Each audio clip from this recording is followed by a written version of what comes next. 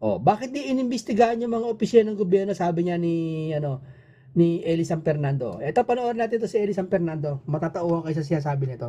Representatives ngayong araw, si VP Sara Duterte. O bakit si Sara lang ang inimpeach kung ang habol nyo ay panagutin lahat ng kurakot, lahat ng may confidential funds, dapat imbestigahan at panagutin nyo lahat.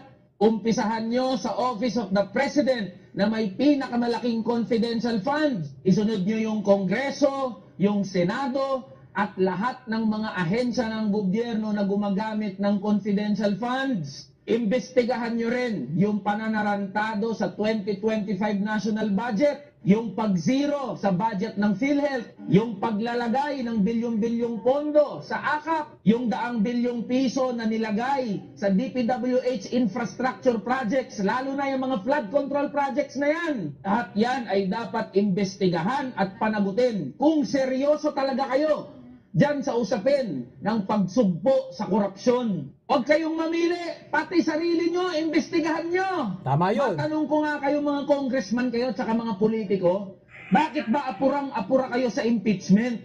Eh hindi naman yan ang issue ng mga manggagawa at ordinaryong Pilipino. Sa National Concern Survey, ang issue ng mga manggagawa at ordinaryong Pilipino ay yung patuloy na pagtaas ng presyo ng bilihin, mababang sweldo, kasiguruhan sa trabaho, matiyak na merong pagkain sa mesa, at pagtitiyak na merong maaasahang healthcare services. Yan ang issue ng mga manggagawa at ordinaryong Pilipino. Hindi ang impeachment at pag-aawayan yung mga politiko. Habang nagtuturuan kayo kung sino sa inyo yung mas corrupt, yung mga manggagawa at ordinaryong Pilipino ay patuloy na naghihirap, patuloy na nagugutom, walang tirahan, walang access sa healthcare services. Putang ina nyo kayong 300 congressman kayo.